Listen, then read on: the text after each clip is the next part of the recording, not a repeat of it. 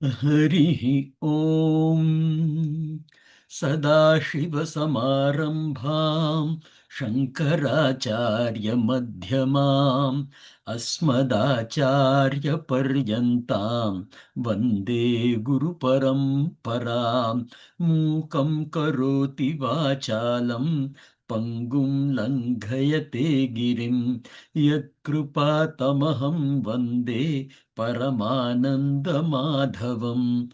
Om. शिष्य आत्मसमर्पण.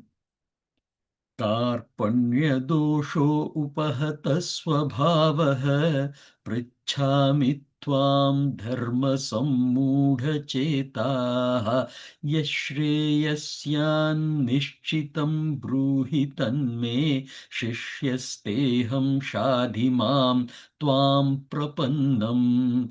Om. So, welcome to the class number 47. We are in the 29th shloka of the second chapter. The shloka goes like this. Āścaryavat pashyati kaśchidenam āścaryavat vadati tataiva chānyah āścaryavat chaiva manya shrunoti shrutvaapyenam vedana chaiva kaśchit. Here, Bhagavan is telling the mahima, the greatness of this Atma Gyan. The word that he uses is Āścaryam. It is a wonder or it is a rarity. This is what we discussed in our previous class. In today's class, we will continue to explore this term, which is Āścarya, a wonder or rare. Now, the phenomenological structure of experience, something that I picked up from the internet, right? So how do we experience things? Basically, we develop an understanding or knowledge and apply that knowledge or understanding to something that we witness and gain an experience. So, experiencer and the situation in an ideal state is always available. We experience something uncommon. It is in Shastra, we call it as asadharanam, something which stimulates an interest in you. That is the core meaning. So it is not necessarily uncommon in the sense of easily available, not easily available, but it is something which is unique that catches your interest. That is the asadharanam. An asadharanam is witnessed by you, and the experiencer in you wakes up and witnesses the change. This process is what we call as an experience. What is asadharanam differs by desham, kalam, and vastu. Basically, based on the place that you are in, the time that you are in, and the properties of the object that we witness. So, based on these, something is uniquely identified and the experiencer wakes up. Otherwise, the experiencer as well as the situation is in an idle state. Now, Shastra calls it as Purushaha or Drashta, which is what an experiencer is. Ever present and is a potential witness. He is in a potential cause of being a witness. Then Prakriti or Vishayaha, the situation or the field of object. This is the dynamic environment that keeps changing. The asadharana vritti, the distinct stimulus or stimuli, is the specific trigger that causes the attention. Now, Chaitanya Pratibhimbam, this is the illumination aspect of it. This awareness lights up the change, producing an experience. The emphasis that we saw in the previous class was also that this highlights that experience is not a passive witnessing, but it is an illumined contact through a valid cognition. Right? Shastra puts it as experience occurs when the mind, the antakarana, takes the form of the object, Vishaya Vritti, and consciousness, the Chaitanyam, reflects on that form, producing a cognition. This is what we call as knowledge or Jnanam, awareness. Now that what we have understood the term experience, let us explore what is Āścarya, the wonder. Right? So now the experience must be firstly well understood before we get into the Āścaryam part of it. And that is what we did now. So moving on to the Āścaryam.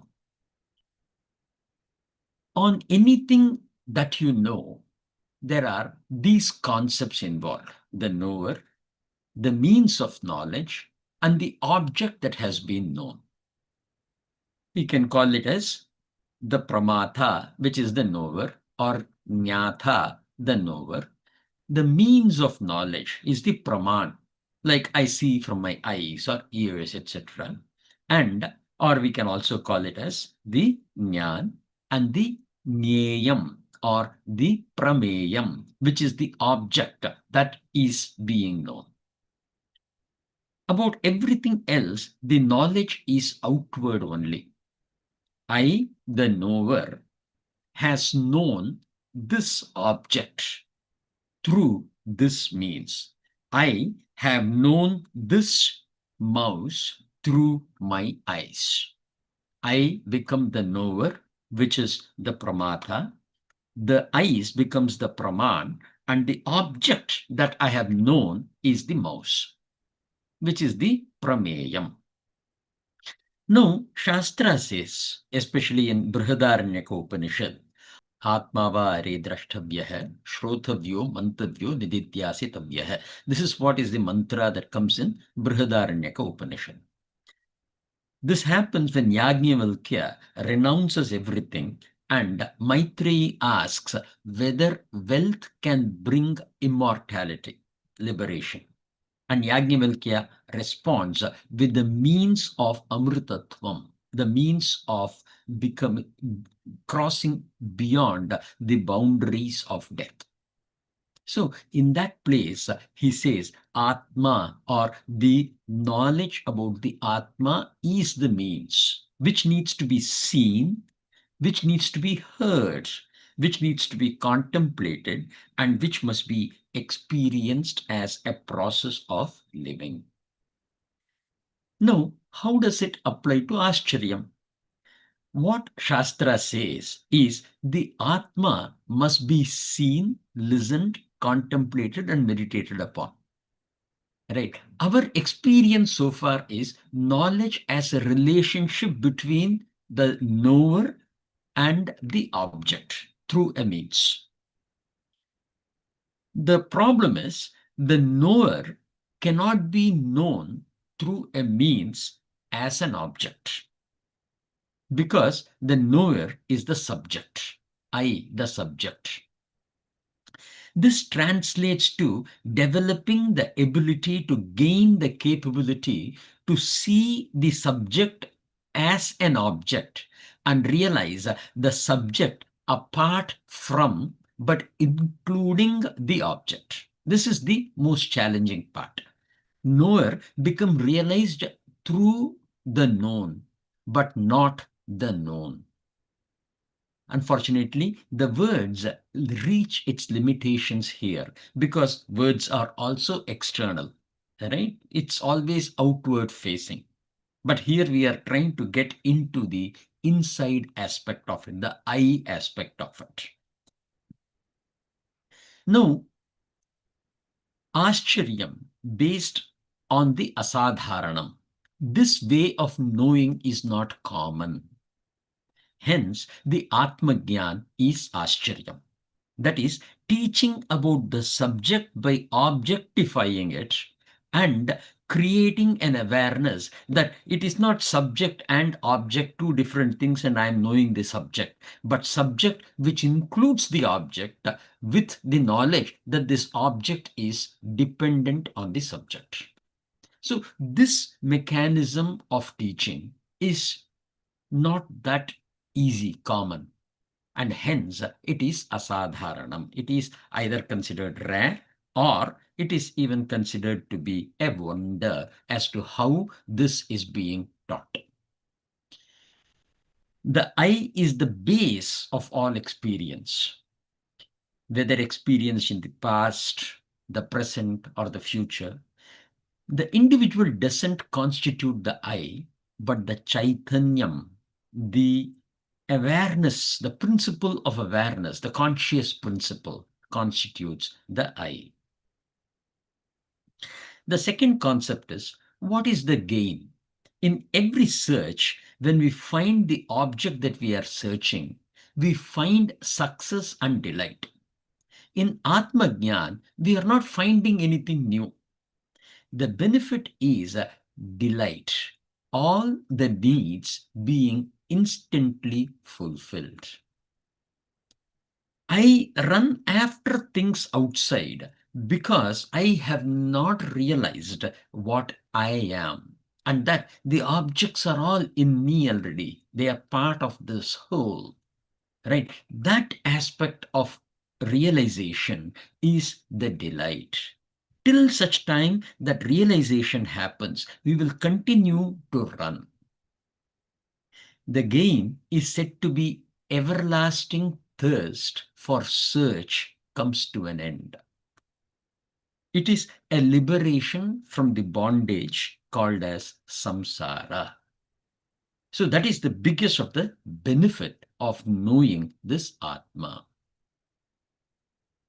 Now, if this knowledge is asadharanam and hence Āścaryam in the context of durgneyam, very difficult and in terms of the complexity, then one who has gained this knowledge is durlabham, very difficult to see one, very difficult to get one. So that is the rarity. So the uniqueness, the difficulty aspect of it is the durgneyam, difficult to know, and the one who has gained this knowledge is durlabham, as in difficult to get, a rarity. So Āścaryam addresses both of this. And this concept is summarized in the last portion of the shloka, which is Shrutva api enam vedana cha eva kaschid. The term kaschit equates to Āścaryam in this place. So here we differentiate into three other things, which is pashyati, then vadati, and shrunoti. This can be categorized into jnanam and jnatha, upadesham and upadeshtha, shravanam and shrota. Jnanam is the knowledge, jnatha is the beholder of the knowledge, upadesham is the ability to communicate, and upadeshtha is the one who is able to communicate it. Shravanam is to listen, and shrota is the one who is listening. So we divide it into these three portions, which is the concept and the beholder, or one who is associated with the concept. The jnanam and jnata, because we are used to objectifying the knowledge, and the objective is to realize the subject and not the object. Also, the subject itself as an object, not as an object, and hence it is Āścaryam. So both the jnana and also the one who possesses this jnana, The knowledge holder as well as the knowledge is Āścaryam. The same thing can be applied to Upadesham and Upadeshtha, the one who is able to communicate it. To communicate this, one has to objectify, but by using appropriate means to communicate this difference. This is so tricky that when this is being attempted to communicate, ensuring the listener is receiving the Jnana is difficult. We can see many pracharak, those who come and give a prachar about Bhagavad Gita, and they just tell about all the things that they are aware of. They objectify and communicate. There will be many people who can come as a pracharak, because for being a pracharak, you need to know the meaning of it. Knowing the knowledge or having the knowledge of it is the biggest of the challenge. Right? So such a guru, that person is referred to as guru basically, that kind of a guru who is able to look at the concept and explain it with all the intricacies is very rare, very difficult to find. It is not like telling stories, relating some tales, delivering some values, etc. It is to redefine the way that we think of I. And because the subject is difficult, to communicate is even more difficult. And a person who has been able to understand as well as communicate becomes extremely rare. That is why Upadesham and Upadeshtha is also Āścaryam. Then comes Shravanam and Shrota. Now, this is the place where it is an absolute Āścaryam. Everyone is born as a samsari, as in everyone is born with that bondage. Samsaram is not trained or a developed attribute. If you just think of it, no one needs to teach about getting angry or to feel sorrow or develop an envy, etc. These naturally come to us.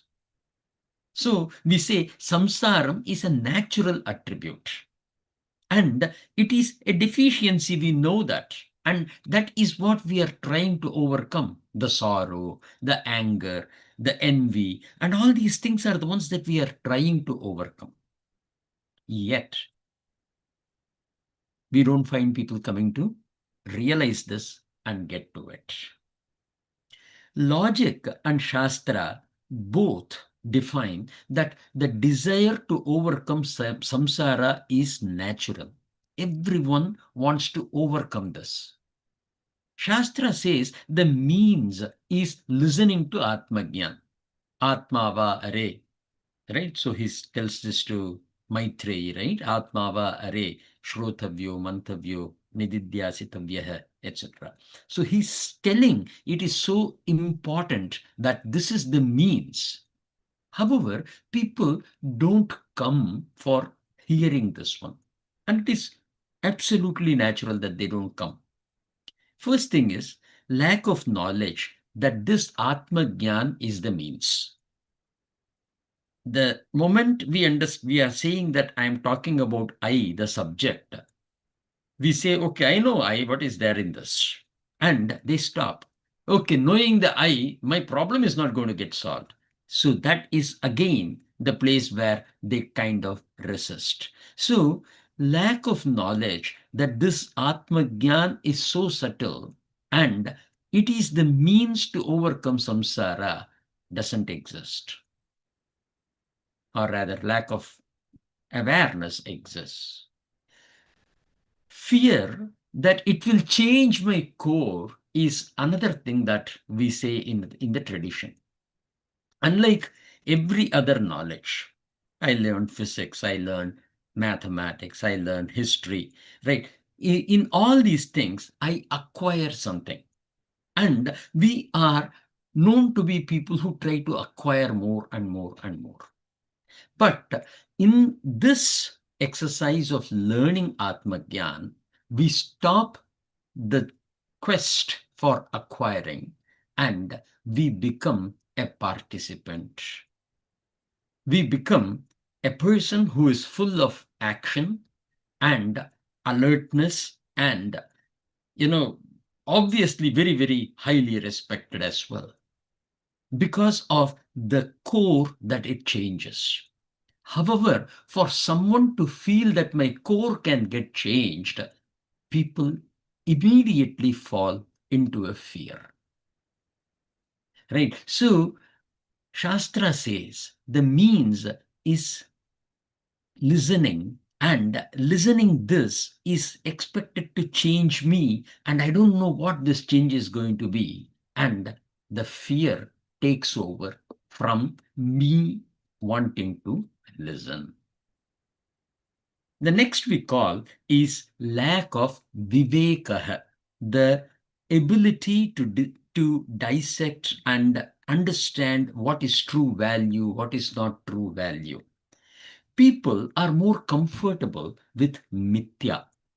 Mithya is that which is call it as moha maya, right? It is a delusion. It is an illusion in front of you. And we are very comfortable with that. And this makes us chase after the worldly things. For they feel the lack of it is the cause of their problem. And this knowledge is going to take it out of you.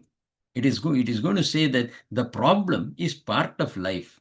Having, not having, becoming rich, not becoming rich, no problem what it is. The problems will continue to exist. And it is the nature of the Prakriti.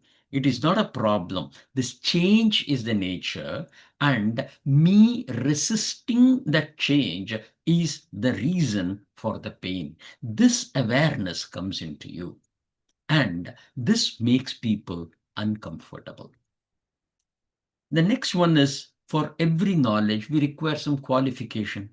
The qualification for Atma Gyan is said to be Vairagyam and Mananam. Right? This Vairagya, the ability to not get attached into things, and the practice of meditation, these are very difficult qualities to hold on to. Anything that is good is very difficult to hold on to.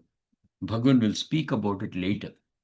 Right? That what is, he defines between good and bad, and the way that he puts it is like this: that which is like a poison to begin with, but is the ultimate, amrit, the ultimate nectar that one can have, that is the true happiness. And the one which is very, addictive, very pleasurable to have in the beginning, but in the long run gives you a problem, is the bad things. So when he is talking about it, we will again look into this. But the fact is, because Vairagya and Mananam both are the difficult aspects to continue, this is again considered as a resisting factor for Shravanam and Shrota.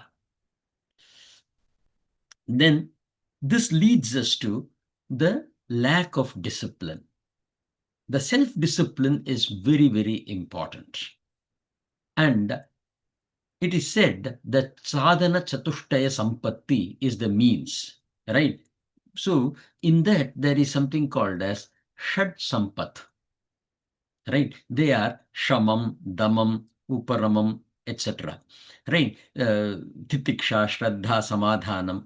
Right? So these kind of qualities again are pre-qualifications for you to get to that.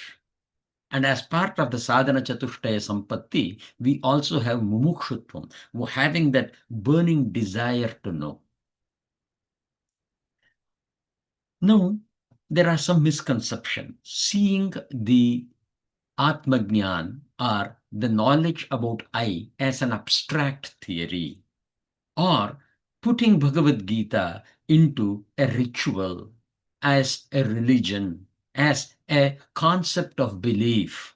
The fact is, it is not a belief. This particular Upanishadic knowledge that is being told, and we don't say it is only in that which comes in Veda. It has come in Bhagavad Gita. Even then, if this knowledge is of this nature, then we call it as Upanishad. If we find something written in Siberian and it says Aham Brahmasmi, this is the way that it is, right? This is the truth, then that is also an Upanishad for us, right? It is not a religion, number one. Number two is, it is not a belief. In fact, it is a cycle that breaks the belief system. A belief is when, say, for example, I'm holding something in my hand and I ask you, hey, do you think I'm having a penny in my hand?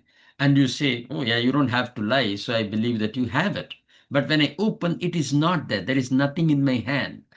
What has happened is, now the belief has gone. If I now ask you, do you think I hold a penny in my hand? You will say, of course not. You don't have it. I know it. So you don't say, I believe you don't have. Right. So the belief is when you are not able to determine the truth, but you conveniently fall into knowing or accepting something that is said to you. That aspect of it is called as belief. Here, we are not talking of belief. We are talking of the ability to find the truth. And the truth is not something that someone can communicate. As soon as you communicate, you have brought it within the transactional world. You have objectified it. The truth is that which you know it by yourself. Right? This exercise enables you to know the truth.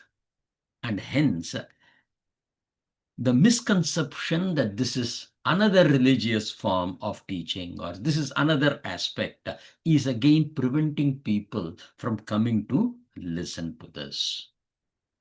Last but not the least, lack of a competent guru. Right?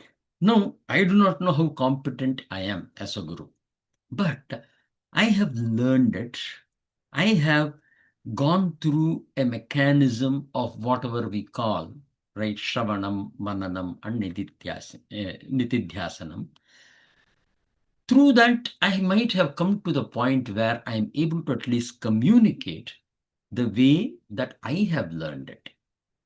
Right? And such a competent guru is a difficult one to attain. Right? If they are going to make you fall into the aspect of belief, then that guru has failed in his job. He is nothing more than a pracharak of Bhagavad Gita. The one who is able to bring this clarity into you and make you overcome the restrictions of belief is the true guru. And such a guru is very difficult to find. So the ability to listen is very difficult because of all those disciplines and other things that you need. And the Shrota are very rare because of the same reason. How traditions and scriptures speak of why Ātma Jnana is so difficult to get. Adhikaratva abhavam means, adhikaratva means qualification. Abhavam means non-existence, lack of inner qualification. In simple terms, sadhana chatushtaya sampattihi. Ahankaram and mamakaram, the ego and possessiveness, or possessiveness, this is mine, and looking at objectifying and taking and associating it, that kind of a natural tendency in us is another thing which makes this entire subject to be a wonder. Bahir mukhatvam, which is outward orientation of mind. For example, in Kathopanishad, it is very beautifully said, Paranchikani Vyatrinath Swayambhuhu. is the way. Paranchikani, external facing. So, tasmat parang pashyati antaratman is the way that Yamadharmaraja says. That is, it is not towards, you are not internalizing and you are always looking outside. Paranchikani. It is said that, Bhagavan has punished us by making it this way. Then, karma sangam, attachment to action and the results of the action. Action is not something that you can anytime avoid. Bhagavan will say in the next chapter that nahi kaschit kshanamapi jatu tishtatya karma krita. Right? Without any vash, karyate hyavashah karma is the way that Bhagavan will say. Without any control on it, you are always in action. So it is not dropping the action, but it is the actor getting dropped. But this action with the actor runs after the results, not the action. A few shlokas later, 47th shloka, Bhagavan will say the famous one, Karman Yevadikaraste ma phaleshu kadachana. That concept of it to get registered in itself is very difficult. Then Tarka Abhyasa, which is we are very much, we are used to the logic-based approach of understanding. We try to understand in duality. The Atma Jnana is that which you understand in non-duality. And because you have such a reliance on the dualistic approach, it prevents one from learning. Again, the reason why it is called as Āścaryam. Then, Guru Abhavaha, lack of a competent teacher. Vasana Balam. Vasana Balam is, there'll be a lot of things that we will be talking about even in Sthita Prajna Lakshan and so on and so forth. There'll be a lot of places. In simple terms, Vasana is that which is registered in you. Right? We take the prarabdha karma. That prarabdha karma resides in us as vasanas. That is why, though there are so many things in the world, there are only few things that you get attracted to. That vasana balam is so strong in us that it makes the ability to overcome that vasana to be very difficult. Then Anatma Abhimanam, right? Abhimanam is, having a lot of value towards Anatma. Anatma is that which is an object, that which is inert, right? So we go after the wealth, we go after properties, we go after, knowledge, whatever it is, we go after experience, right? We go after successes. All of these are anatma. And the abhiman that we carry towards that anatma in itself comes as a bottleneck, making this subject to be Āścaryam. Then alpa mumukshutvam is the way that we put it, which is mumukshutvam is that burning desire in you, that being very, very little. There are various Shastra references that we give for it, right? For example, the Paranchikani is Kathopanishad, right? In Viveka Chudamani, there are a couple of places where Shankaracharya speaks about it. Shrotavyo, Mantavyo, Nididhyasitavya. He uses from the Upanishad only, right? Shravana matrena na siddhyati, right? That is the way that he puts it. And more than that, for the Guru, we can say from the Mundaka Upanishad, the most famous mantra, right? It is Pariksha Lokan Karmachitan Brahmano Nirveda Mayat Nasti Akritah Kritena Tat Vijnanartam Sa Gurumeva Abhigachet Samikpanihi Shrotriyam Brahmanishtam. Very, very, very beautiful mantra, which comes in Mundaka Upanishad. So there are several references which have been used to bring this aspect of Āścarya and break down as to why this is called as Āścaryam. So moving on, how to identify a good guru. This is going to be another very, very important aspect. First is Tattva Darshitvam. Does the guru have unmistakable clarity on the subject that is being taught? Right. The clarity is very, very important. Next is scriptural integrity, which is Shrotriyatvam. Are references given from Shruti, Smriti, Bhashyam, or any which is valid source of knowledge, the Shabda Pramāṇa, is it properly given? If it is common sense, then remember that you are just being misled into the web of belief. So being able to provide the scriptural references to what is being taught at all times. Then compassion, right? Now, the problem with this is when it is being told, it may feel like, oh, wow, I have totally understood it. And then you jump into it, it would have been lost. So the same question may be repeated over and over again, right? The guru should have that compassion and be able to reach to the level of what the Shishya needs and communicate clearly. So who is the person who can define this qualification? Definitely not the guru. And for that we say, as we spoke in the last class also, it is not necessary that what I am teaching is understood by, say, Jyotiji. On the other hand, the same thing when it is being communicated by Ravi Bhaiya to Jyoti, Jyoti may be totally going, oh, wow, this is pretty good. So this ability to understand is the one that defines whether the, what do you say, Upadesha Kaushalam is there or not.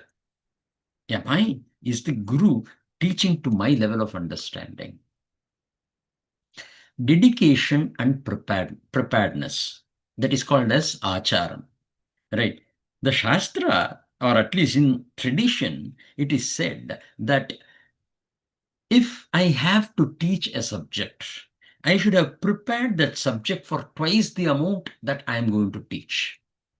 That willingness to invest into that particular process of teaching is defined as Ācharam. Whether this Ācharam is being practiced by Guru or not. That is the other qualification. Then, this is Shrotriyam Brahmanishtam, as we saw in Kathopanishad, and it will also come, Bhagavan will say this in Tatviddi Pranipadena is the way the shloka goes. We will talk about it when we get there. But that aspect of Brahmanishtam is very, very, very important. But it is not something that one can establish and one can say, yes, I am a Brahmanishtan. Right? This is again something that is realized by the student. We say the measure to realize this Brahmanishtatvam in the Guru is from your ability to see whether the Guru's presence invokes a peace, an independence, an absolute clear, even if in case it is wrong, very clearly communicating it also. That clarity of communication with the compassion, daya, is what is the determining factor. And the student is the one who sets this qualification on the Guru. Brahmanishta is generally used in the concept, in the context of one who has attained the position of a jnani, right? But in this tradition, we do not say that. The context that we use is whether the Brahmanishtatvam, if in case there is a person who is Brahmanishtan, he will bring about a peace because there will be absolute samatvam in what he does. In other words, he would not do X to one and Y to another in terms of the value proposition. At the same time, he will put the X in the way the X should be put for this person, and the same X in the way it should be put for the other person. That ability, and that when you see, which will be over a period of time, you can define whether this guru is Brahmanishtan or not. The next one we say is the Adhikari Sammata Upadesham, which is what we have spoken earlier also. Basically, teaching in accordance to one's capacity, being gradual, being contextual, being non-judgmental about the Shishya. And all these things are covered in the earlier one too. So, tadviddi pranipatena pariprashnena sevaya is the way Bhagwan will say in Bhagavad Gita. I have just quoted that also. So, it is also there how the student must be, which is approach the Guru with humility, inquiry, and service. Right? So, in the Kathopanishad also, he says Samitpanihi, just to indicate that you are at the service and you are fully committed to learning, is the beautiful way that our Shastra speaks about this Jnana, which is the Ātma Jnana, and how it is communicated by the Guru, the relationship of Guru and the Sishya. So yet again, this shloka, though it is a simple one, it has such deep reverence and value for us that I thought we should invest enough time on this shloka. Going further, we need to understand that this knowledge that we shared today goes beyond Vedanta. Right? We know there are several of us here who are leaders in their organizations. So, beyond Vedanta, this knowledge is equally important in leadership and communication as well. Right? Pashyati, the clarity of sight, vadati, clarity of expression, shrunoti, attentiveness in hearing. But more importantly, embracing the culture of ensuring that everything is internalized. Right? Veda is understanding, as in seeing it. Right? That is the root from the Vidya, right, from that point of view.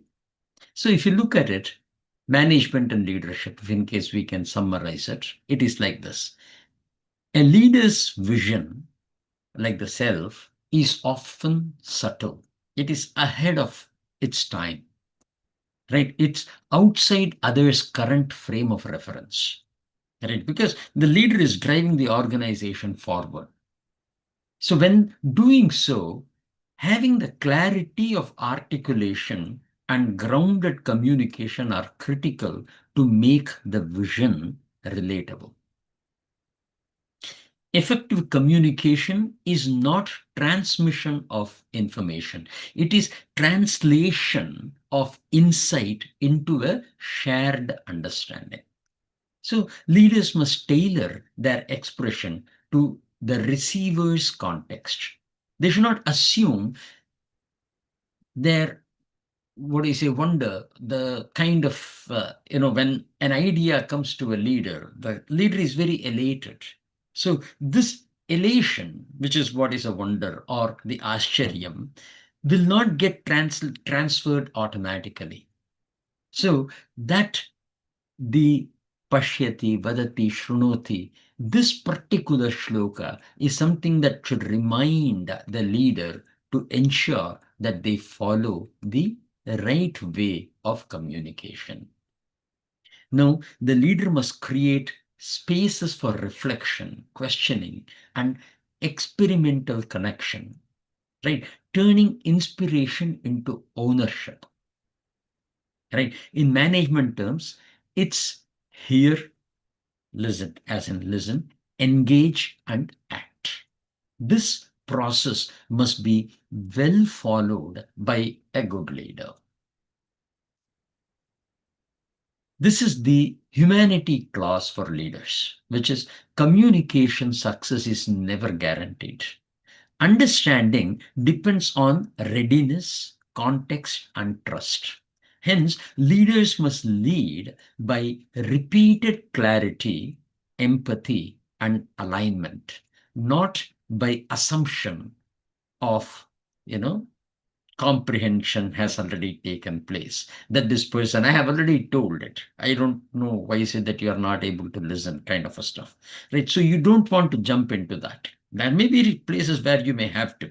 That is a different topic. But when we are bringing alignment towards an operational excellence, about towards a target, towards an objective, that compassion and being able to take the team together is very important.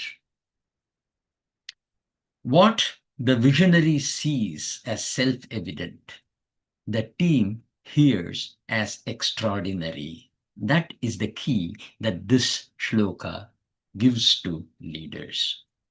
It is only through repeated clarity, dialogue, and reflection does the vision becomes a shared reality.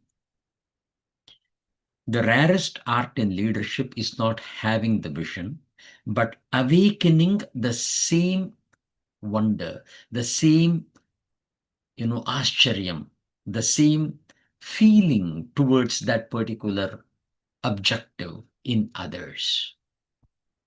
Until what was once amazing becomes self-evident. After that, it becomes operational.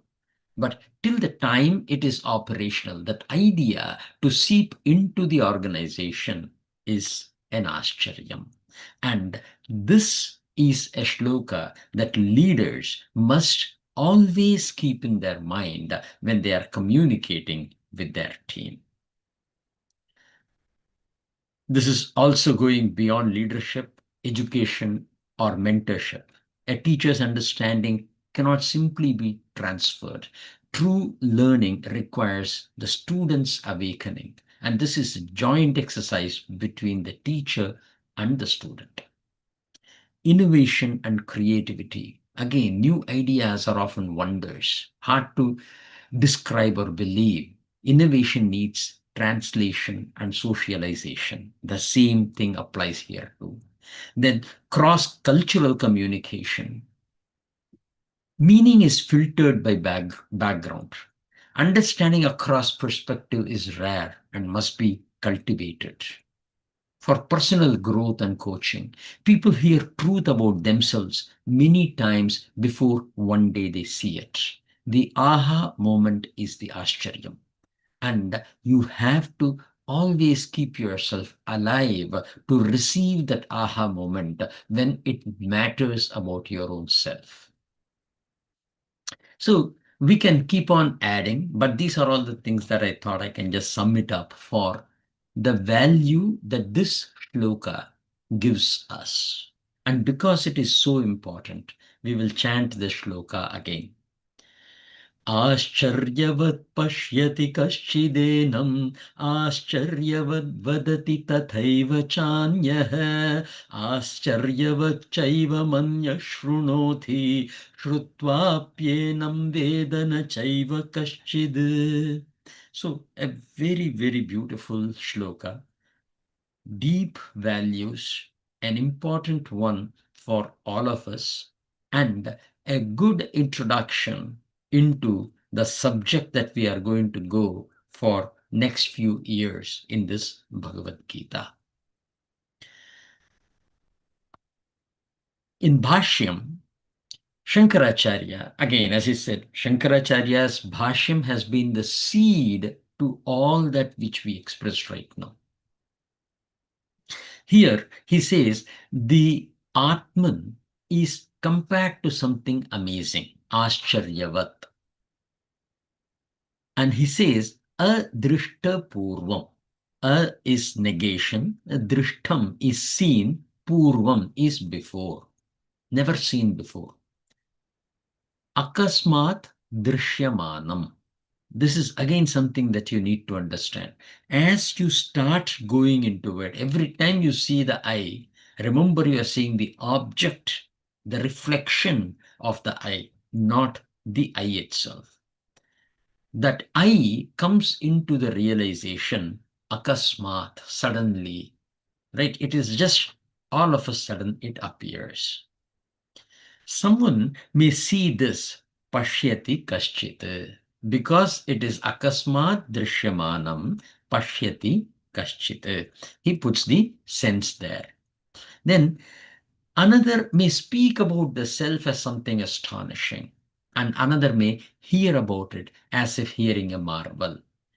Yet, even after hearing or seeing, almost no one truly understands it.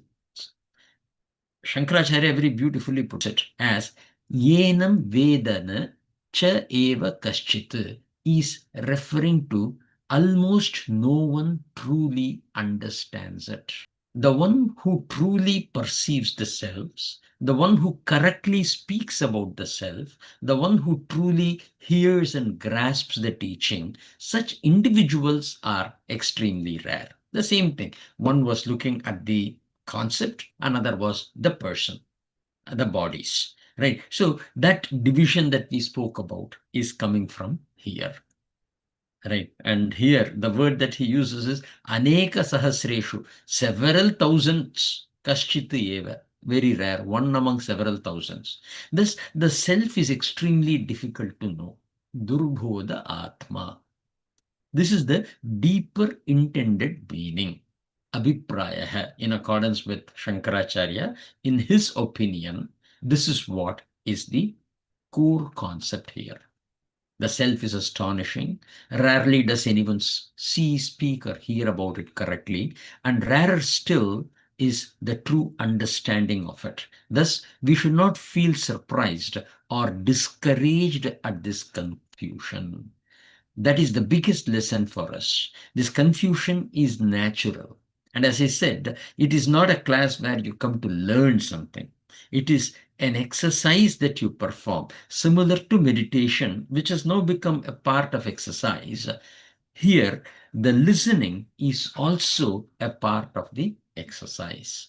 And that listening as an exercise must be performed and pursued, and akasmat, all of a sudden, you will become a tattvadarshi, the seer of the truth.